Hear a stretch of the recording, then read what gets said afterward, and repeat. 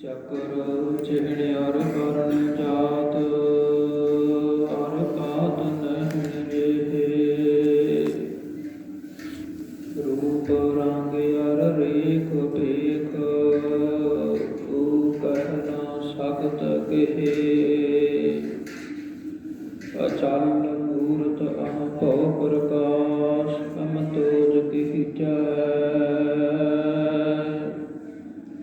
Coat Indra इंद्रान साहे साहान गणिचै तेरे भवन महीप सुर नर असुर नीत नीत बन तृण कहत त्वै सर्वनाम कथा कवन कर्म नाम पन्नत सुमत बाणी गुरु गुरु है बाणी विच बाणी अमृत सारे गुर बाणी कह सेवक जन मन परतक गुरु निस्तारे कहा बहुत प्रभ तुच्छ हमारी वर्ण सकय महिमा जो तिहारी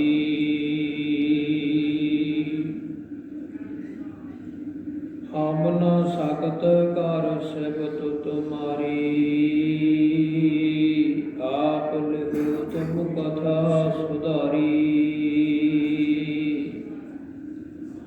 डंडाओ तो बंधन अनक बार सर्व कला समरथ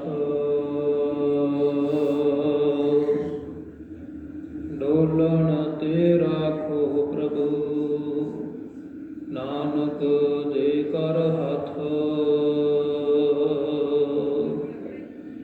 डोलन ते राखो प्रभु नानक दे कर हाथ।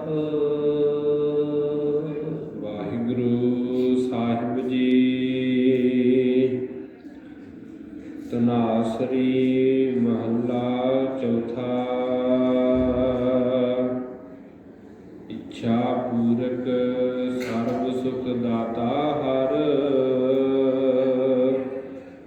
जाकै बस है काम तेना सो ऐसा हर ध्याइयै मेरे जीअड़े ता सर्ब सुख पाव है मेरे मना इच्छा पूरक सर्ब सुख दाता हर जाकै बस है काम तेना। वाहिगुरु जी का खालसा वाहिगुरु जी की फतेह।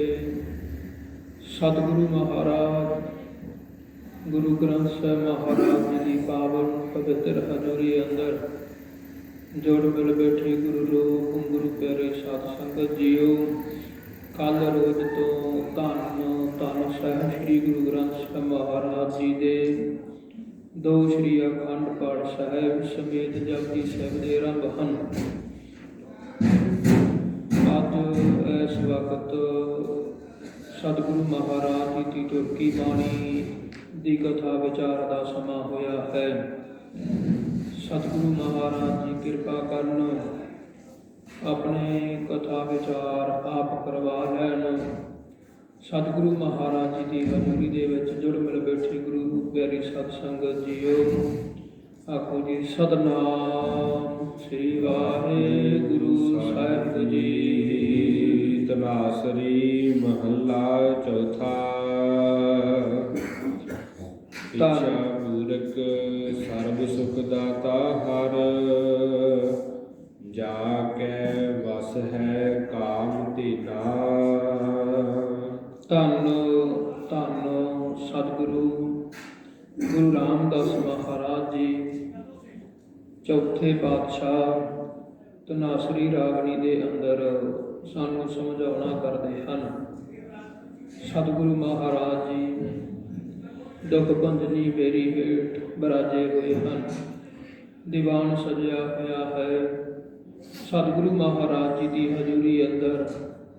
ਧੰਨ ਧੰਨ ਬਾਬਾ ਬੁੱਢਾ ਸਾਹਿਬ ਜੀ ਵੀ ਹਾਜ਼ਰ ਹਨ, ਭਾਈ ਗੁਰਦਾਸ ਜੀ ਵੀ ਹਾਜ਼ਰ ਹਨ ਅਤੇ ਹੋਰ ਬੇਅੰਤ ਸੰਗਤਾਂ ਚਕੋਰਾਂ ਦੀ ਵਿਆਹੀ ਸਤਿਗੁਰੂ ਮਹਾਰਾਜ ਜੀ ਦੀ ਹਜ਼ੂਰੀ ਦੇ ਵਿੱਚ ਸਤਿਗੁਰੂ ਮਹਾਰਾਜ ਜੀ ਇਉਂ ਸ਼ੋਭਾ ਪਾਉਂਦੇ ਹਨ ਜਿਵੇਂ ਚੰਦਰਮਾ ਦੇ ਦਰਸ਼ਨ ਕਰਨ ਲਈ ਕਰਕੇ ਸ਼ਾਂਤੀ ਵਰਤਦੀ ਹੋਵੇ।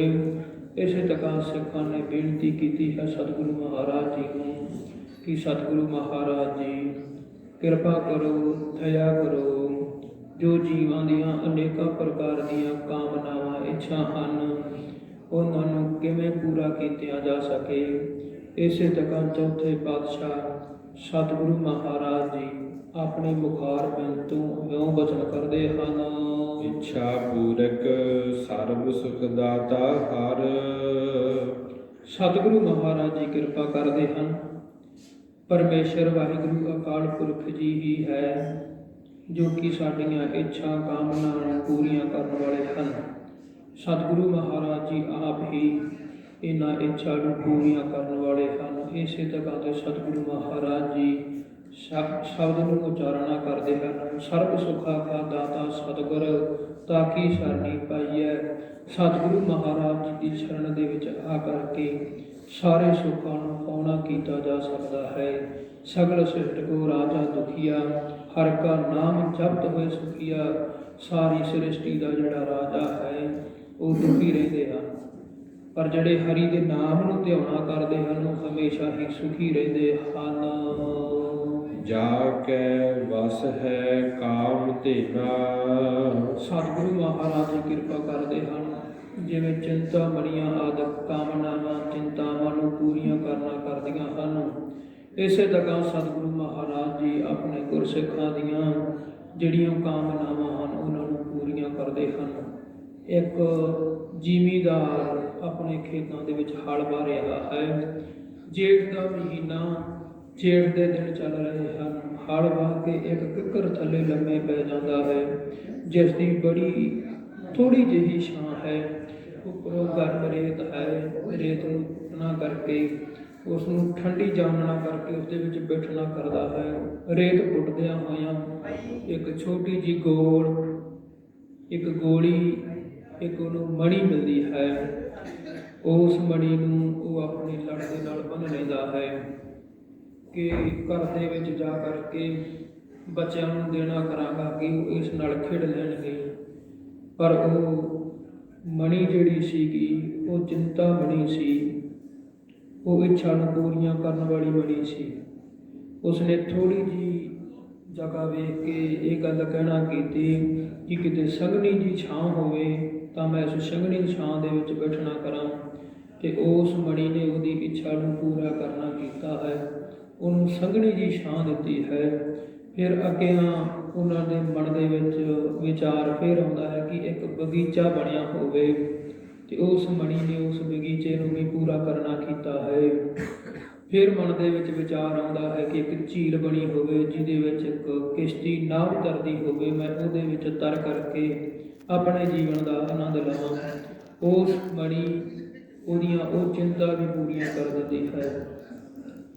ਹੰਕਾਰ ਦਾ ਭਰਿਆ ਹੋਇਆ ਉਹ ਜ਼ਿਮੀਂਦਾਰ ਇੱਕ ਉਸ ਤਲਾਬ ਦੇ ਕੰਢੇ 'ਤੇ ਆਏ ਹੋਏ ਕਾਂ ਨੂੰ ਰੋੜੇ ਮਾਰਦਾ, ਉਹਨੂੰ ਬਾਹਾਂ ਹਿਲਾਉਂਦਾ ਹੈ ਕਿ ਉਹ ਉੱਡ ਜਾ, ਕਿਉਂਕਿ ਇਹ ਜਿਹੜੀ ਝੀਲ ਹੈ ਇਹ ਮੈਂ ਬਣਵਾਈ ਹੈ, ਤੂੰ ਆਪਣੇ ਰੱਬ ਕੋਲੇ ਜਾ ਕੇ ਉਹਨੂੰ ਕਹਿ ਕਰਕੇ ਬਣਵਾਉਣਾ ਕਰ। ਇਸ ਤਰ੍ਹਾਂ ਤੇ ਉਹ ਕਾਂ ਨੂੰ ਉਡਾਉਣਾ ਕਰਦਾ ਹੈ, ਕਾਂ ਨਹੀਂ ਉੱਡਦਾ। ਜਿਹੜੀ ਉਹਦੇ ਹੱਥ ਦੇ ਵਿੱਚ, ਉਹਦੇ ਪੱਲੇ ਦੇ ਵਿੱਚ ਉਹ ਮਣੀ ਸੀਗੀ ਉਹਨੂੰ ਕੱਢ ਕਰਕੇ ਚਲਾ ਕੇ ਮਾਰਨਾ ਕਰਦਾ ਹੈ ਕਿ ਉਹ ਸਾਰਾ ਕੁਝ ਹੀ ਉਹਦੇ ਕੋਲੋਂ ਖਤਮ ਹੋ ਜਾਂਦਾ ਹੈ। ਕਿਉਂਕਿ ਜਦੋਂ ਚਿੰਤਾ ਮਣੀ ਜਿਹੜੀ ਮਣੀ ਹੀ ਖੁੱਸ ਜਾਵੇ ਤਾਂ ਉਹ ਸਾਰਾ ਕੁਝ ਹੀ ਉਹਦੇ ਕੋਲੋਂ ਖੁੱਸ ਗਿਆ ਹੈ। ਕਿਸ਼ਤੀ ਵੀ ਚਲੀ ਗਈ, ਝੀਲ ਵੀ ਚਲੀ ਗਈ ਅਤੇ ਉਸ ਦਾ ਜਿਹੜਾ ਜੀਵਨ ਸੀ ਉਹ ਫਿਰ ਉਸ ਕਿੱਕਰ ਦੇ ਥੱਲੇ ਆ ਕੇ ਰਹਿ ਗਿਆ ਹੈ। ਜਿਵੇਂ ਕਿ ਇੱਕ ਨੁਸ਼ਹਿਰੇ ਦੇ ਵਿੱਚ 100 ਸੁਹਾਗਣ ਪਖੰਡੀ ਰਹਿੰਦਾ ਸੀ। ਸਤਿਗੁਰੂ ਮਹਾਰਾਜ ਜੀ ਦੇ ਜਾਣ ਕਰਕੇ ਉਹ ਪਖੰਡੀ ਦਾ ਜਿਹੜਾ ਪਖੰਡ ਸੀ ਉਹ ਨਾਸ ਹੋ ਗਿਆ। ਉਹਦਾ ਪਾਜ ਉਗੜ ਗਿਆ। ਸਤਿਗੁਰੂ ਮਹਾਰਾਜ ਜੀ ਨੂੰ ਬੇਨਤੀਆਂ ਕਰਦਾ ਹੈ ਕਿ ਸਤਿਗੁਰੂ ਮਹਾਰਾਜ ਜੀ ਆਪ ਜੀ ਕਿਰਪਾ ਕਰੋ, ਮੈਂ ਪਖੰਡੀ ਸੀ, ਆਪ ਹੁਣ ਕਿਰਪਾ ਕਰਕੇ ਮੇਰੇ ਤੇ ਦਇਆ ਦ੍ਰਿਸ਼ਟੀ ਕਰੋ ਕਿ ਸਤਿਗੁਰੂ ਜੀ ਮੈਂ ਆਪ ਜੀ ਦੀ ਬਾਣੀ ਦੇ ਲੜ ਲੱਗ ਕਰਕੇ, ਆਪ ਜੀ ਦੇ ਚਰਨ ਪਹੁੰਚੇ ਕਰਕੇ ਆਪ ਜੀ ਦੇ ਗੁਣਾਂ ਨੂੰ ਗਾਉਣਾ ਕਰਾਂ। ਇਸੇ ਤਰ੍ਹਾਂ ਦੇ ਇੱਕ ਜਮਦਗਣੀ ਰਿਖੀ ਹੋਇਆ ਹੈ। ਜਮਦਗਣੀ ਰਿਖੀ ਪਰਸ਼ੁਰਾਮ ਦਾ ਪਿਤਾ ਹੈ ਅਤੇ ਸਾਂਸਰ ਬਾਹੂ ਰਾਜੇ ਦਾ ਸਾਧੂ ਹੈ। ਇੱਕ ਵਾਰ ਜਮਦਗਣੀ ਦੇ ਘਰ ਵਾਲੀ ਰੇਣੁਕਾ ਸਾਂਸਰ ਬਾਹੂ ਦੇ ਘਰ ਆਪਣੀ ਭੈਣ ਨੂੰ ਮਿਲਣ ਗਈ ਤਾਂ ਸਾਂਸਰ ਬਾਹੂ ਰਾਜੇ ਨੇ, ਜੋ ਬੜਾ ਹੰਕਾਰੀ ਰਾਜਾ ਸੀ, ਉਹਨੇ ਤਾਨਾ ਮਾਰਿਆ, ਆ ਗਈ ਹੈ, ਇਤਨਾ ਕਿਹੜਾ ਨਿਉਂਦਾ ਕਰ ਦੇਣਾ ਹੈ ਕਿ ਤੂੰ ਸਾਡੇ ਘਰ ਦੇ ਵਿੱਚ ਆ ਗਈ ਹੈ ਤੇ ਤੂੰ ਸਾਨੂੰ ਕਿਹੜਾ ਨਿਉਂਦਾ ਕਰ ਦੇਣਾ ਹੈ। ਇਸ ਤਰ੍ਹਾਂ ਦਾ ਉਹਨੂੰ ਮਿਹਣਾ ਮਾਰਦਾ ਹੈ। ਰੇਣੁਕਾ ਨੇ ਜਾ ਕਰਕੇ ਆਪਣੇ ਪਤੀ ਜਗਦੰਗਣੀ ਨੂੰ ਕਿਹਾ, ਮੈਂ ਤਾਂ ਜਿਉਂਦੀ ਹਾਂ ਤੇ ਮੇਰੀ ਭੈਣ ਭਣੋਈਏ ਨੂੰ ਸਮੇਤ ਫੌਜਾਂ ਦੇ ਨਿਉਂਦਾ ਦੇਵੋਗੇ ਤਾਂ ਮੈਂ ਫੇਰ ਜਿਉਂਦੀ ਰਹਿ ਸਕਦੀ ਹਾਂ, ਨਹੀਂ ਮੇਰਾ ਇਸ ਦੁਨੀਆ ਦੇ ਵਿੱਚ ਰਹਿਣ ਦਾ ਕੋਈ ਹਾਲ ਨਹੀਂ ਹੈ। ਇਸੇ ਤਰ੍ਹਾਂ ਤੇ ਉਸ ਫਕੀਰ ਨੇ ਕਹਿਣਾ ਕੀਤਾ ਕਿ ਭੜੀਏ ਆਪਾਂ ਤਾਂ ਇੱਕ ਸਾਧੂ ਲੋਕ ਹਾਂ, ਆਪਣੇ ਕੋਲੇ ਇੰਨਾ ਕੁਛ ਨਹੀਂ ਹੈ। ਉਹ ਰਾਜੇ ਮਹਾਰਾਜੇ ਹਨ ਜਿਹੜੇ ਆਪਣੇ ਨਿਉਂਦੇ ਕਬੂਲ ਕੇ ਆਪਣੀਆਂ ਫੌਜਾਂ ਨੂੰ ਨਿਉਂਦਾ ਦੇ ਕਰਕੇ ਆਪ ਭੋਜਨ ਪਦਾਰਥ ਛਕਾਉਣਾ ਕਰਦੇ ਹਨ। ਪਰ ਉਸ ਸਾਧੂ ਦੀ ਘਰਵਾਲੀ ਰੇਣੁਕਾ ਨੇ ਕਹਿਣਾ ਕੀਤਾ ਹੈ ਕਿ ਨਹੀਂ, ਸਮੇਤ ਫੌਜਾਂ ਦੇ ਰਾਜੇ ਨੂੰ ਨਿਉਂਦਾ ਕਰੋ, ਸਾਂਸਰ ਬਾਹੂ ਨੂੰ ਨਿਉਂਦਾ ਕਰੋ। ਤਾਂ ਉਸਨੇ ਸਤਿਗੁਰੂ ਪਰਮੇਸ਼ਰ ਜੀ ਅੱਗੇ ਬੇਨਤੀਆਂ ਕੀਤੀਆਂ ਹਨ। ਤਾਂ ਸਵਰਗ ਦੇ ਵਿੱਚ ਇੱਕ ਕਾਮਧੇਨੁ ਗਊ ਨੂੰ ਮੰਗਾਉਣਾ ਕੀਤਾ ਹੈ, ਜੋ ਕਿ ਆਪਣੀ ਕੁਟੀਆ ਦੇ ਵਿੱਚ ਬਣ ਰਹੀ ਹੈ। ਜਦ ਰਾਜਾ ਫੌਜਾਂ ਸਮੇਤ ਆਉਂਦਾ ਹੈ, ਉਸ ਨਿਉਂਦੇ ਨੂੰ ਮੰਨ ਕਰਕੇ ਉਸ ਸਾਧੂ ਦੇ ਘਰੇ ਆਉਣਾ ਕਰਦਾ ਹੈ ਤਾਂ 6 ਰਸਾਂ ਦੇ ਬਣੇ ਹੋਏ 36 ਪ੍ਰਕਾਰ ਦੇ ਭੋਜਨਾਂ ਨੂੰ ਛਕਾਉਣਾ ਕੀਤਾ ਹੈ। ਸਾਂਸਰ ਬਾਹੂ ਬੜਾ ਹੈਰਾਨ ਹੋਇਆ ਹੈ ਤਾਂ ਇਹ ਤਾਂ ਸਾਧੂ ਹੈ, ਭੋਜਨ ਕਿੱਥੋਂ ਆਇਆ ਇਹਦੇ ਕੋਲ। ਇਸੇ ਤਰ੍ਹਾਂ ਤੇ ਕਰ ਕਰਕੇ ਉਸ ਫਕੀਰ ਨੂੰ ਪੁੱਛਣਾ ਕੀਤਾ ਹੈ ਤੇ ਉਹ ਫਕੀਰ ਨੇ ਦੱਸਣਾ ਕੀਤਾ ਹੈ ਕਿ ਸਤਿਗੁਰੂ ਮਹਾਰਾਜ ਜੀ ਦੀ ਮੈਂ ਬੇਨਤੀਆਂ ਕਰਨ ਤੇ ਸਤਿਗੁਰੂ ਮਹਾਰਾਜ ਜੀ ਨੇ ਮੈਨੂੰ ਇੱਕ ਕਾਮਧੇਨੁ ਗਊ ਦੇਣਾ ਕੀਤੀ ਹੈ। ਇਤਨੀਆਂ ਸ਼ਕਤੀਆਂ ਵਾਲੀ ਗਊ ਨੂੰ ਦੇਖ ਕਰਕੇ ਉਸ ਰਾਜੇ ਦਾ ਮਨ ਬੇਈਮਾਨ ਹੋ ਗਿਆ ਹੈ ਤੇ ਕਾਮਧੇਨੁ ਗਊ ਨੂੰ ਆਪਣੇ ਕੋਲ ਲਿਜਾਣਾ ਚਾਹੁੰਦਾ ਹੈ। ਤਾਂ ਉਹ ਫਕੀਰ ਨੇ ਕਹਿਣਾ ਕੀਤਾ ਹੈ ਕਿ ਇਹ ਪਰਮੇਸ਼ਰ ਦੀ ਭੇਜੀ ਹੋਈ ਗਊ ਸੀ ਤੇ ਪਰਮੇਸ਼ਰ ਆਪ ਹੀ ਵਾਪਸ ਲੈ ਗਏ ਹਨ। ਉਹਨੇ ਬੇਨਤੀਆਂ ਕਰਕੇ ਉਸ ਗਊ ਨੂੰ ਵਾਪਸ ਭੇਜਣਾ ਕੀਤਾ ਹੈ। ਉੱਡੀ ਜਾਂਦੀ ਗਊ ਦੇ ਪੈਰਾਂ ਦੇ ਵਿੱਚ ਸਾਂਸਰ ਬਾਹੂ ਦੀ ਫੌਜ ਨੇ ਤੀਰ ਮਾਰੇ ਹਨ। ਜੋ ਖੂਨ ਨਿਕਲਿਆ ਹੈ ਧਰਤੀ ਉੱਪਰ ਡਿੱਗਦਾ ਹੈ। ਇਹ ਕਿਹਾ ਜਾਂਦਾ ਹੈ ਕਿ ਤੰਬਾਕੂ ਆਦਿਕ ਉਸੇ ਤੋਂ ਪੈਦਾ ਹੋਇਆ ਹੈ। ਤਾਂ ਨਾਰਾਜ਼ ਹੋ ਕਰਕੇ ਸਾਂਸਰ ਬਾਹੂ ਨੇ ਜਗਦੰਗਣੀ ਰਿਖੀ ਨੂੰ ਮਾਰ ਦਿੱਤਾ ਹੈ। ਜਮਦਗਣੀ ਰਿਖੀ ਦੀ ਪਤਨੀ ਰੇਣੁਕਾ ਨੇ ਪਤੀ ਦੇ ਮਰਨ ਤੋਂ ਆਪਣੇ ਸਰੀਰ ਨੂੰ 21 ਵਾਰ ਤਾੜਨਾ ਕੀਤਾ ਹੈ। ਜਦੋਂ ਤਪ ਕਰਦੇ ਹੋਏ ਪਰਸ਼ੁਰਾਮ ਨੂੰ ਪਤਾ ਲੱਗਿਆ ਹੈ ਕਿ ਮੇਰੇ ਪਿਤਾ ਨੂੰ ਸਾਂਸਰ ਬਾਹੂ ਨੇ ਮਾਰ ਦਿੱਤਾ ਹੈ ਤਾਂ ਮੇਰੀ ਮਾਤਾ ਨੇ 21 ਵਾਰ ਸਰੀਰ ਨੂੰ ਤਾੜਨਾ ਕੀਤਾ ਹੈ ਤਾਂ ਜਾ ਕੇ ਖਤਮ ਕਰਾਂਗਾ, 21 ਵਾਰ ਛਤਰੀ ਰਾਜਿਆਂ ਨੂੰ ਮਾਰਾਂਗਾ। ਉਸਨੇ ਇੱਕ ਕੁਹਾੜੀ ਲਈ ਹੈ, ਉਹਦੇ ਨਾਲ ਛਤਰੀ ਰਾਜਿਆਂ ਨੂੰ ਕੁਹਾੜੀ ਨਾਲ ਵੱਢਣਾ ਤੇ ਖਤਮ ਕਰ ਦੇਵਾਂਗਾ। 21 ਵਾਰ ਛਤਰੀ ਰਾਜਿਆਂ ਨੂੰ ਮਾਰ ਕੇ ਉਹਨਾਂ ਦੇ ਖੂਨ ਵਿੱਚ ਨਹਾਵਾਂਗਾ ਕਿ ਆਪਣੇ ਪ੍ਰਣ ਨੂੰ ਪੂਰਾ ਕੀਤਾ ਹੈ। ਇਸੇ ਤਰ੍ਹਾਂ ਕਾਮਧੇਨੁ ਗਊ ਵੀ ਪਰਮੇਸ਼ਰ ਦੀ ਕਿਰਪਾ ਤੋਂ ਬਿਨਾਂ ਸਾਰੀਆਂ ਇੱਛਾਵਾਂ ਪੂਰੀਆਂ ਨਹੀਂ ਕਰ ਸਕਦੀ। ਸਤਿਗੁਰੂ ਮਹਾਰਾਜ ਜੀ ਦੀ ਕਿਰਪਾ ਦੇ ਨਾਲ ਹੀ ਇਹ ਸਾਰਾ ਕੁਝ ਪੂਰਾ ਹੁੰਦਾ ਹੈ। ਇਹਨਾਂ ਇੱਛਾਵਾਂ ਨੂੰ ਜਿੰਨਾ ਚਿਰ ਪੂਰਾ ਨਾ ਹੋ ਸਕੇ ਤਾਂ ਸਤਿਗੁਰੂ ਮਹਾਰਾਜ ਜੀ ਦੀ ਭਗਤੀ ਦੇ ਵਿੱਚ ਉਸ ਕਾਮਧੇਨੁ ਨੂੰ ਵੀ ਲੱਗਣਾ ਪੈਂਦਾ ਹੈ। ਮੇਰੇ ਕਿਸੇ ਕਾਰਜ ਵਿੱਚ ਵਿਘਨ ਨਾ ਪੈ ਜਾਵੇ, ਨਿਰਵਿਘਨ ਸਮਾਪਤ ਹੋ ਜਾਵੇ। ਇਹ ਜੀਵ ਦੀਆਂ ਚਾਰ ਇੱਛਾ ਹਨ। ਸਾਰੇ ਲੋਕ ਮੇਰੀ ਵਡਿਆਈ ਕਰਨ, ਮੇਰਾ ਸਤਿਕਾਰ ਕਰਨ, ਮੇਰੀ ਪੂਜਾ ਕਰਨ, ਸਦੀਵੀ ਸੁਖ ਪ੍ਰਾਪਤ ਹੋਵੇ, ਕਦੇ ਵੀ ਦੁੱਖ ਨਾ ਵੇਖਣਾ ਪਵੇ, ਪਰਮੇਸ਼ਵਰ ਦੀ ਪ੍ਰਾਪਤੀ ਹੋਵੇ। ਚਾਰੇ ਇਛਾਵਾਂ ਗੁਰਸਿੱਖਾਂ ਦੀਆਂ ਇਸ ਤਰ੍ਹਾਂ ਪੂਰੀਆਂ ਹੁੰਦੀਆਂ ਹਨ ਜਿਵੇਂ ਚੌਥੇ ਪਾਤਸ਼ਾਹ ਸਤਿਗੁਰੂ ਮਹਾਰਾਜ ਜੀ ਆਪਣੀ ਆਸਾ ਦੀ ਵਾਰ ਦੇ ਵਿੱਚ ਇੱਕੋ ਸਿੱਕੇ ਦੇ ਵਿੱਚ ਕਥਨ ਕਰਦੇ ਹਨ, ਜਿਨੀ ਗੁਰਮੁਖ ਨਾਮ ਧਿਆਇਆ ਤਿਨ ਫਿਰ ਵਿਘਨ ਨਾ ਹੋਈ ਰਾਮ ਰਾਜੇ, ਜਿਨ ਸਤਿਗੁਰ ਪੁਰਖ ਬਨਾਇਆ ਤਿਨ ਪੂਜੇ ਸਭ ਕੋਈ, ਜਿਨ ਸਤਿਗੁਰ ਪਿਆਰਾ ਸੇਵਿਆ ਤਿਨ ਸੁਖ ਸਦ ਹੋਈ, ਜਿਨ ਨਾਨਕ ਸਤਿਗੁਰ ਭੇਟਿਆ ਤਿਨ ਮਿਲਿਆ ਹਰ ਸੋਈ। ਸਤਿਗੁਰੂ ਮਹਾਰਾਜ ਨੂੰ ਜਿਨ੍ਹਾਂ ਨੇ ਭੇਟਣਾ ਕੀਤਾ ਹੈ, ਜਿਨ੍ਹਾਂ ਨੇ ਧਿਆਉਣਾ ਕੀਤਾ ਹੈ, ਸਤਿਗੁਰੂ ਮਹਾਰਾਜ ਜੀ ਉਹਨਾਂ ਦੀਆਂ ਇੱਛਾ ਪੂਰੀਆਂ ਕਰਦੇ ਹਨ। ਸੋ ਐਸਾ ਹਰ ਧਿਆਈਐ ਮੇਰੇ ਜੀਅੜੇ, ਤਾ ਸਰਬ ਸੁਖ ਪਾਵ ਹੈ ਮੇਰੇ ਮਨਾ। ਸੋ ਮੇਰੇ ਜੀ ਮੇਰੇ ਹਿਰਦੇ ਐਸੇ ਸਤਿਗੁਰੂ ਨੂੰ ਧਿਆਉਣਾ ਕਰ, ਐਸੇ ਪਰਮੇਸ਼ਰ ਨੂੰ ਧਿਆਉਣਾ ਕਰ ਕਿ ਹਰੀ ਨੂੰ ਧਿਆਉਣਿਆ ਕਰਕੇ ਹੀ ਮੇਰੇ ਮਨ ਦੇ ਸਾਰੇ ਸੁੱਖ ਮੈਂ ਪਾ ਲਵਾਂ। ਜਪ ਮਨ ਸਤਨਾਮ ਸਦਾ ਸਤਨਾਮ। ਸਤਿਗੁਰੂ ਮਹਾਰਾਜ ਜੀ ਕਿਰਪਾ ਕਰਦੇ ਹਨ ਕਿ ਹੇ ਮਨਾ, ਸਤਨਾਮ ਦਾ ਜਾਪ ਕਰਨਾ ਕਰ, ਸਤਨਾਮ ਮੰਤਰ ਨੂੰ ਜਪਣਾ ਕਰ। ਇੱਕ ਵਾਰ ਨਹੀਂ ਸਦਾ ਹੀ ਸਤਨਾਮ ਮੰਤਰ ਨੂੰ ਜਪਣਾ ਕਰ। ਮਨ ਬਾਣੀ ਸਰੀਰ ਕਰਕੇ ਸਦਾ ਸਤਨਾਮ ਮੰਤਰ ਨੂੰ ਜਪਣਾ ਕਰ। ਸਤਨਾਮ ਪ੍ਰਭ ਕਾ ਸੁਖਦਾਈ, ਵਿਸ਼ਵਾਸ ਸਤ ਨਾਨਕ ਗੁਰ ਤੇ ਪਾਈ। ਸਤਿਗੁਰੂ ਮਹਾਰਾਜ ਜੀ ਕਿਰਪਾ ਕਰਦੇ ਹਨ, ਇੱਕ ਓੰਕਾਰ ਤੋਂ ਲੈ ਕਰਕੇ ਨਾਨਕ ਹੋਸੀ ਭੀ ਸਚ ਤੱਕ ਇਸ ਮੰਤਰ ਨੂੰ ਜਪਣਾ ਕਰ। ਸਾਰੇ ਸੁੱਖਾਂ ਦੇ ਵਿੱਚ ਇਹ ਮੰਤਰ ਸਹਾਈ ਹੁੰਦਾ ਹੈ। ਸਤਨਾਮ ਸੱਚਾ ਨਾਮ ਹੈ, ਵਾਹਿਗੁਰੂ ਹੀ ਸੱਚਾ ਨਾਮ ਹੈ। ਨਾਮ ਰਤਨ ਲੈ ਗੁੱਥਾ ਰੱਖਿਆ। ਵਾਹਿਗੁਰੂ ਮੰਤਰ ਦਾ ਇੱਕ ਇੱਕ ਅੱਖਰ ਚੌਜਗਾਂ ਸੰਸਾਰਾਂ ਨੂੰ ਜਪਣ ਵਾਸਤੇ ਬਖਸ਼ਿਆ ਗਿਆ ਹੈ। ਜੋ ਸਤਿਗੁਰਾਂ ਦੀ ਬ੍ਰਹਮਾ ਨੂੰ ਸਤਿਗੁਰੂ ਮਹਾਰਾਜ ਜੀ ਨੇ ਸਤਯੁਗ ਦੇ ਵਿੱਚ ਬ੍ਰਹਮਾ ਨੂੰ ਵਾਹ ਅੱਖਰ ਦਿੱਤਾ ਹੈ, ਵਾਸਦੇਵ ਪ੍ਰਾਪਤ ਹੋਇਆ ਹੈ। ਤ੍ਰੇਤੇ ਯੁਗ ਦੇ ਵਿੱਚ ਮਨੂ ਨੂੰ ਹਾਹਾ ਅੱਖਰ ਹਰੀ ਪ੍ਰਾਪਤ ਹੋਇਆ ਹੈ। ਦੁਆਪਰ ਦੇ ਵਿੱਚ ਵਿਆਸ ਜੀ ਨੂੰ ਗੱਗਾ ਅੱਖਰ ਗੋਬਿੰਦ ਦੀ ਪ੍ਰਾਪਤੀ ਹੋਈ ਹੈ। ਕਲਯੁਗ ਵਿੱਚ ਸ਼ੰਕਰਚਾਰੀਆਂ ਨੂੰ ਰਾਰਾ ਅੱਖਰ ਦੇ ਕੇ ਰਾਮ ਦੀ ਪ੍ਰਾਪਤੀ ਸਤਿਗੁਰੂ ਮਹਾਰਾਜ ਜੀ ਨੇ ਬਖਸ਼ੀ ਹੈ। ਸੋ ਇਹਨਾਂ ਸਾਰਿਆਂ ਨਾਮਾਂ ਦਾ ਬੀਜ ਰੂਪ ਵਾਹਿਗੁਰੂ ਮੰਤਰ ਹੈ। ਸਤਿਗੁਰੂ ਮਹਾਰਾਜ ਜੀ ਕਿਰਪਾ ਕਰਦੇ ਹਨ। ਵਾਹਿਗੁਰੂ ਗੁਰ ਮੰਤਰ ਹੈ, ਜਪ ਹਉਮੈ ਕੋਈ। ਸਤਿਗੁਰੂ ਮਹਾਰਾਜ ਜੀ ਰਹਿਮਤ ਕਰਦੇ ਹਨ, ਵਾਹਿਗੁਰੂ ਨੂੰ ਜਪਣਾ ਕਰ, ਤੇਰੇ ਸਾਰੇ ਹੀ ਦੁੱਖ ਕਲੇਸ਼ ਹਉਮੈ ਉਹ ਨਾਸ਼ ਹੋ ਜਾਵੇਗੀ।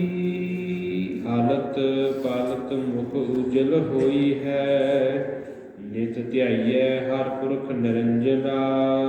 ਸਤਿਗੁਰੂ ਮਹਾਰਾਜ ਜੀ ਕਿਰਪਾ ਕਰਦੇ ਨੇ, ਹਾਲਤ ਲੋਕਾਂ ਦੇ ਵਿੱਚ ਪਰਲੋਕ ਦੇ ਵਿੱਚ ਜਿਹੜਾ ਤੇਰਾ ਮੁਖ ਹੈ ਉਜਲਾ ਸੋਹਣਾ ਹੋ ਜਾਵੇਗਾ। ਹਰੀ ਦੇ ਨਾਮ ਦੇ ਨਾਲ ਸਤਿਗੁਰੂ ਮਹਾਰਾਜ ਜੀ ਕਿਰਪਾ ਕਰਦੇ ਨੇ, ਉਹਨੂੰ ਧਿਆਉਣਾ ਕਰ। ਜਿਨ ਨਾਮ ਧਿਆਇਆ ਗਏ ਮਹਤ, ਜਿਨੀ ਨਾਮ ਧਿਆਇਆ ਗਏ ਮਸਕਤ ਘਾਲ, ਨਾਨਕ ਤੇ ਮੁਖ ਉਜਲੇ ਕੀਤੀ ਛੁੱਟੀ ਨਾਲ। ਸਤਿਗੁਰੂ ਮਹਾਰਾਜ ਜੀ ਕਿਰਪਾ ਕਰਦੇ ਨੇ, ਜਿਨ੍ਹਾਂ ਨੇ ਨਾਮ ਨੂੰ ਧਿਆਉਣਾ ਕੀਤਾ ਹੈ ਉਹ ਨਾਨਕ ਤੇ ਮੁਖ ਉਜਲੇ ਕੀਤੀ ਛੁੱਟੀ ਨਾਲ। ਸਤਿਗੁਰੂ ਮਹਾਰਾਜ ਗੁਰੂ ਨਾਨਕ ਦੇਵ ਜੀ ਦੀ ਕਿਰਪਾ ਦੇ ਨਾਲ ਉਹਨਾਂ ਦੇ ਮੁਖ ਉਜਲੇ ਹੋ ਜਾਂਦੇ ਹਨ। ਸਤਿਗੁਰੂ ਮਹਾਰਾਜ ਜੀ ਵਿਸ਼ਰਾਮ ਦੇ ਕੇ ਫਰਮਾਉਂਦੇ ਹਨ, ਜਹ ਹਰ ਸਿਵਨ ਭਇਆ ਤਹ ਉਪਾਦ ਗਤ ਕੀਨੀ। ਜਿੱਥੇ ਹਰੀ ਦੇ ਨਾਮ ਦਾ ਸਿਮਰਨ ਹੋਇਆ ਹੈ ਉੱਥੇ ਹਰੀ ਦੀ ਉਪਾਦ ਪ੍ਰਾਪਤ ਹੋਈ ਹੈ, ਨਾਸ਼ ਕਰ ਦਿੱਤੀ ਹੈ। ਭਾਵ ਆਦੀਆਂ ਬੇਆਦੀਆਂ ਉਪਾਦੀਆਂ ਤਿੰਨਾਂ ਪਦਾਂ ਨੂੰ ਨਾਸ਼ ਹੋ ਜਾਂਦੀਆਂ ਹਨ। ਮਾਨਸਿਕ ਤਾਪ, ਚਿੰਤਾ ਆਦਿਕ ਵਿਆਧੀ, ਸਰੀਰਕ ਤਾਪ, ਡਾਇਮੰਡ ਜੇ ਸਾਰੇ ਹੈਗੇ ਆ, ਬਿਮਾਰੀਆਂ ਕਰਕੇ ਨਾਸ ਹੋ ਜਾਂਦੀਆਂ ਹਨ। ਉੱਪਰੋਂ ਆ ਪਾਇਆ ਦੁੱਖ, ਪ੍ਰੇਤ, ਪੀੜਾਂ ਜਾਂ ਡਾਂਗਾਂ, ਸੋਟੇ, ਲੜਾਈਆਂ, ਫਸਾਦ ਆਦਿਕ ਇਹ ਸਾਰੇ ਤਾਪ ਨਾਸ ਹੋ ਜਾਂਦੇ ਹਨ ਸਤਿਗੁਰੂ ਮਹਾਰਾਜ ਜੀ ਦੀ ਬਾਣੀ ਨੂੰ ਪੜ੍ਹਨਾ ਕਰਕੇ। ਜਦੋਂ ਛੇਵੇਂ ਪਾਤਸ਼ਾਹ ਧੰਨ ਸਾਹਿਬ ਸ੍ਰੀ ਗੁਰੂ ਹਰਗੋਬਿੰਦ ਸਾਹਿਬ ਮਹਾਰਾਜ ਜੀ ਨੂੰ ਬੁਖਾਰ ਚੜ ਗਿਆ ਤਾਂ ਪੰਚਮ ਪਿਤਾ ਸ੍ਰੀ ਗੁਰੂ ਅਰਜਨ ਦੇਵ ਮਹਾਰਾਜ ਜੀ ਨੇ ਸਤਨਾਮ ਮੰਤਰ ਸੁਣਾ ਕੇ ਲਾ ਦਿੱਤਾ ਹੈ। ਫਿਰ ਸਿੱਖਾਂ ਨੇ ਸਤਨਾਮ ਮੰਤਰ ਜਪਣ ਦਾ ਮਹੱਤਵ ਇਉਂ ਸਮਝਾਇਆ ਗਿਆ ਹੈ। ਸਤਿਗੁਰੂ ਮਹਾਰਾਜ ਜੀ ਨੇ ਕਿਰਪਾ ਕੀਤੀ ਹੈ। ਇਹ ਮੰਤਰ ਮਹਾ ਸਤਨਾਮ ਹੈ। ਨਿਜ ਜੀ ਜਪੈ ਸੋ ਅਰੋਗ ਚਾਹੈ, ਤਨ ਤਾਪ ਕਹਾਂ ਇਸ ਤੇ ਜੋ ਰਹੈ, ਜਗ ਤੀਨੋਂ ਤਾਪਨ ਖਪਦ ਹੈ। ਮੁਖ ਧਨ ਜਪੈ ਸਤਨਾਮ ਸਦਾ, ਕੇ ਸੰਕਟ ਹੋਣ ਨ ਦੇਤ ਕਦਾ। ਸਤਿਗੁਰੂ ਮਹਾਰਾਜ ਜੀ ਵੀ ਕਿਰਪਾ ਕਰ ਸੂਰਜ ਪ੍ਰਕਾਸ਼ ਦੀਆਂ ਇਹ ਲਿਖਤਾਂ ਹਨ। ਸਤਿਗੁਰੂ ਮਹਾਰਾਜ ਜੀ ਦੀ ਬਾਣੀ ਪੜ੍ਹਨ ਦੇ ਨਾਲ ਸਾਰੇ ਤਾਪ ਰੋਗ ਮਿਟ ਜਾਂਦੇ ਹਨ। ਵੱਡ ਭਾਗੀ ਹਰ ਜਪਣਾ, ਵੱਡਿਆਂ ਭਾਗਾਂ ਦੇ ਨਾਲ ਹਰੀ ਦੇ ਨਾਮ ਨੂੰ ਜਪਿਆ ਜਾਂਦਾ ਹੈ। ਸਤਿਗੁਰੂ ਮਹਾਰਾਜ ਜੀ ਜਿਨ੍ਹਾਂ ਦੇ ਆਪ ਕਿਰਪਾ ਕਰਦੇ ਹਨ ਉਹਨਾਂ ਨੂੰ ਨਾਮ ਦਾ ਜਪਾਉਣਾ ਕਰਦੇ ਹਨ। ਸਤਿਗੁਰੂ ਮਹਾਰਾਜ ਜੀ ਧੰਨ ਹਰਗੋਬਿੰਦ ਮਹਾਰਾਜ ਆਪਣੇ ਨੇੜੇ ਪਿੰਡ ਰਧਾਈ ਕੇ ਵਿਖੇ ਆਉਂਦੇ ਹਨ। ਇੱਕ ਸਾਧੂ ਸੱਪ ਦੇ ਰੂਪ ਦੇ ਵਿੱਚ ਸਤਿਗੁਰੂ ਮਹਾਰਾਜ ਜੀ ਦੇ ਚਰਨਾਂ ਦੇ ਵਿੱਚ ਆਉਂਦਾ ਹੈ। ਜਦ ਸਿੱਖ ਸਤਿਗੁਰੂ ਮਹਾਰਾਜ ਜੀ ਨੂੰ ਬੇਨਤੀਆਂ ਕਰਦੇ ਹਨ ਕਿ ਸਤਿਗੁਰੂ ਜੀ ਇਹ ਬੜਾ ਹੰਕਾਰੀ ਸੱਪ ਹੈ, ਇਹਨੂੰ ਮਾਰ ਦੇਣਾ ਕਰੀਏ। ਸਤਿਗੁਰੂ ਮਹਾਰਾਜ ਗੁਰੂ ਹਰਗੋਬਿੰਦ ਸਾਹਿਬ ਜੀ ਕਹਿੰਦੇ ਹਨ ਕਿ ਨਹੀਂ ਭਾਈ, ਇਹਨਾਂ ਨੂੰ ਸਾਡੇ ਕੋਲ ਆਉਣ ਦਿੱਤਾ ਜਾਵੇ। ਸਤਿਗੁਰੂ ਮਹਾਰਾਜ ਜੀ ਦੇ ਕੋਲੇ ਉਹ ਸੱਪ ਪਹੁੰਚਦਾ ਹੈ ਤਾਂ ਸਤਿਗੁਰੂ ਮਹਾਰਾਜ ਜੀ ਉਸ ਸੱਪ ਦੀ ਸਿਰ ਦੇ ਉੱਪਰ ਆਪਣਾ ਜੋੜਾ ਉਤਾਰ ਕੇ ਪੈਰ ਦੇ ਅੰਗੂਠੇ ਨੂੰ ਲਾਉਣਾ ਕਰਦੇ ਹਨ ਤਾਂ ਉਸ ਸੱਪ ਦਾ ਜਿਹੜਾ ਉਹ ਨਾਸ਼ ਹੋ ਜਾਂਦਾ ਹੈ, ਉਹਦਾ ਉਧਾਰ ਹੋ ਜਾਂਦਾ ਹੈ। ਸਤਿਗੁਰੂ ਮਹਾਰਾਜ ਜੀ ਨੂੰ ਸੰਗਤਾਂ ਬੇਨਤੀਆਂ ਕਰਦੀਆਂ ਹਨ ਕਿ ਸਤਿਗੁਰੂ ਮਹਾਰਾਜ ਜੀ ਆਪ ਜੀ ਕਿਰਪਾ ਕਰਕੇ ਸਾਨੂੰ ਵੀ ਸਮਝਾਉਣਾ ਕਰੋ ਕਿ ਇਹ ਕੌਣ ਹੈ, ਇਹ ਕੀ ਹੈ, ਇਹ ਆਪ ਜੀ ਦਾ ਕੀ ਚੋਜ ਹੈ। ਤਾਂ ਸਤਿਗੁਰੂ ਮਹਾਰਾਜ ਜੀ ਕਿਰਪਾ ਕਰਦੇ ਹਨ ਕਿ ਉਸ ਸੱਪ ਨੂੰ, ਉਸ ਸਾਧੂ ਨੂੰ ਸੱਪ ਦੀ ਦੇਹੀ ਦੇ ਵਿੱਚੋਂ ਪ੍ਰਗਟ ਕਰਦੇ ਹਨ। ਤਾਂ ਉਹਨੂੰ ਸਤਿਗੁਰੂ ਮਹਾਰਾਜ ਜੀ ਪੁੱਛਣਾ ਕਰਦੇ ਨੇ ਕਿ ਭਾਈ ਸਿੱਖਾਂ ਦਾ ਸਵਾਲ ਹੈ ਕਿ ਜਿਹੜੇ ਤੇਰੇ ਸਿਰ ਦੇ ਵਿੱਚ ਕਿਰਮ ਚੱਲੇ ਹੋਏ ਹਨ ਉਹ ਦੱਸਣਾ ਕਰ ਕਿ ਇਹ ਕਿਰਮ ਕਿਉਂ ਚੱਲੇ। ਤਾਂ ਸਤਿਗੁਰੂ ਮਹਾਰਾਜ ਜੀ ਦੇ ਸਨਮੁਖ ਖੜ ਕਰਕੇ ਉਸ ਸਾਧੂ ਨੇ ਬੇਨਤੀਆਂ ਕੀਤੀਆਂ ਕਿ ਸਤਿਗੁਰੂ ਮਹਾਰਾਜ ਜੀ ਮੈਂ ਇੱਕ ਬਹੁਤ ਪਖੰਡੀ ਸਾਧੂ ਸਾਂ, ਤਾਂ ਜਿੰਨੇ ਮੇਰੇ ਚੇਲੇ ਚਾਟੜੇ ਸਨ, ਜਿੰਨੇ ਮੇਰੇ ਕੋਲੇ ਆਉਂਦੇ ਸਨ, ਮੈਂ ਉਹਨਾਂ ਨੂੰ ਇਹੀ ਹੀ ਕਹਿੰਦਾ ਰਿਹਾ ਹਾਂ ਕਿ ਮੈਂ ਤੁਹਾਡੀ ਦਰਗਾਹ ਦੇ ਵਿੱਚ ਬਾਂਹ ਫੜਾਂਗਾ, ਮੈਥੋਂ ਬਿਨਾਂ ਤੁਹਾਡਾ ਕੋਈ ਨਹੀਂ ਹੈ। ਤਾਂ ਸਤਿਗੁਰੂ ਮਹਾਰਾਜ ਜੀ ਇਸੇ ਤਰ੍ਹਾਂ ਤੇ ਕਿਰਪਾ ਕਰਦੇ ਨੇ। ਫਿਰ ਪੁੱਛਦੇ ਹਨ ਕਿ ਭਾਈ ਇਹ ਕਿਰਮ ਕੌਣ ਹਨ। ਤਾਂ ਉਹ ਦੱਸਣਾ ਕਰਦਾ ਕਿ ਮਹਾਰਾਜ ਜੀ ਜਿਹੜੇ ਮੇਰੇ ਚੇਲੇ ਚਾਟੜੇ ਮਰ ਗਏ ਤਾਂ ਮੇਰੇ ਮਰਨ ਤੋਂ ਬਾਅਦ ਮੇਰੇ ਸਿਰ ਦੇ ਵਿੱਚ ਆ ਗਏ ਕੀੜੇ ਪੈ ਗਏ ਆ। ਤਾਂ ਮਹਾਰਾਜ ਜੀ ਉਹ ਇਹ ਹਨ ਕਿ ਮੈਂ ਆਪ ਵੀ ਪਖੰਡੀ ਹੋਣ ਦੇ ਕਰਕੇ ਮੇਰੀ ਕੋਈ ਢੂਹ ਨਹੀਂ ਸੀ, ਮੈਂ ਸੱਚਖੰਡ ਦੇ ਵਿੱਚ ਜਾ ਨਹੀਂ ਸਕਿਆ ਤਾਂ ਮੈਂ ਇਹਨਾਂ ਨੂੰ ਵੀ ਕਿਵੇਂ ਲੈ ਜਾਂਦਾ, ਇਹ ਮੇਰੇ ਸਿਰ ਦੇ ਵਿੱਚ ਹੀ ਪਏ ਹੋਏ ਹਨ। ਤਾਂ ਸਤਿਗੁਰੂ ਹਰਗੋਬਿੰਦ ਮਹਾਰਾਜ ਜੀ ਕਿਰਪਾ ਕਰਕੇ ਉਸ ਪਖੰਡੀ ਸਾਧੂ ਦਾ ਸੱਪ ਦੇ ਰੂਪ ਦੇ ਵਿੱਚ ਆਏ ਹੋਏ ਦਾ ਵੀ ਤੇ ਜਿਹੜੇ ਉਹਦੇ ਸਿਰ ਦੇ ਵਿੱਚ ਚੱਲੇ ਹੋਏ ਕਿਰਮ ਨੇ ਉਹਨਾਂ ਦਾ ਵੀ ਸਤਿਗੁਰੂ ਮਹਾਰਾਜ ਜੀ ਕਲਿਆਣ ਕਰਦੇ ਹਨ। ਤਾਂ ਇਸ ਕਰਕੇ ਹੀ ਇਸ ਅਸਥਾਨ ਦਾ ਨਾਮ ਗੁਰਦੁਆਰਾ ਕਲਿਆਣਸਰ ਪਾਤਸ਼ਾਹੀ 6ਵੀਂ ਪੈ ਗਿਆ ਹੈ। ਜਨ ਨਾਨਕ ਕਉ ਗੁਰ ਇਹ ਮਤ ਦੀਨੀ, ਜਪ ਹਰ ਭਵਜਲ ਤਰਣਾ। ਗੁਰੂ ਜੀ ਕਿਰਪਾ ਕਰਦੇ ਹਨ। ਮੈਂ ਸੇਵਕ ਜਨਾਂ ਨੂੰ ਗੁਰਾਂ ਦੀ ਇਹੋ ਮਤ ਸਿੱਖਿਆ ਦਿੱਤੀ ਹੈ ਕਿ ਹਰੀ ਦੇ ਨਾਮ ਨੂੰ ਜਪਣਾ ਕਰੋ। ਭਵਜਲ ਸਮੁੰਦਰ ਸੰਸਾਰ ਤੋਂ ਤਰਨਾ ਹੁੰਦਾ ਹੈ ਤਾਂ ਇਸੇ ਕਰਕੇ ਹੀ ਤਰਿਆ ਜਾਵੇਗਾ ਜੇ ਅਸੀਂ ਸਤਿਗੁਰੂ ਮਹਾਰਾਜ ਜੀ ਦੀ ਬਾਣੀ ਨੂੰ ਪੜ੍ਹਨਾ ਕਰਾਂਗੇ, ਬਾਣੀ ਨੂੰ ਸੁਣਨਾ ਕਰਾਂਗੇ, ਬਾਣੀ ਨੂੰ ਮੰਨਣਾ ਕਰਾਂਗੇ ਤਾਂ ਹੀ ਇਹ ਸਾਰਾ ਜਿਹੜਾ ਹੈ ਸਾਡਾ ਦੁੱਖ ਨਾਸ ਹੋ ਜਾਵੇਗਾ। ਸਤਿਗੁਰੂ ਮਹਾਰਾਜ ਜੀ ਰਹਿਮਤ ਰੱਖਣ। ਵਿਚਾਰਾਂ ਕਰਦਿਆਂ ਤੋਂ ਹੋਈਆਂ ਅਨੇਕ ਪ੍ਰਕਾਰ ਦੀਆਂ ਭੁੱਲਾਂ ਗਲਤੀਆਂ ਦੀ ਸਤਿਗੁਰੂ ਤੇ ਸਤਿਗੁਰੂ ਕੀ ਸੰਗਤ ਬਖਸ਼ਣਯੋਗ ਹੈ। ਆਪ ਬਖਸ਼ ਲੈਣਾ ਜੀ। ਜਹ ਹਰ ਸਿਮਰਨ ਭਇਆ ਤਹ ਉਪਾਦ ਗਤ ਕੀਨੀ, ਵਡ ਭਾਗੀ ਹਰ ਜਪਨਾ। ਜਨ ਨਾਨਕ ਕਉ ਹਰ ਇਹ ਮਤ ਜੀਨੀ, ਜਪ ਹਰ ਭਉ ਜਲ ਤਰਨਾ। ਵਾਹਿਗੁਰੂ ਜੀ ਕਾ ਖਾਲਸਾ, ਵਾਹਿਗੁਰੂ ਜੀ ਕੀ ਫਤਿਹ।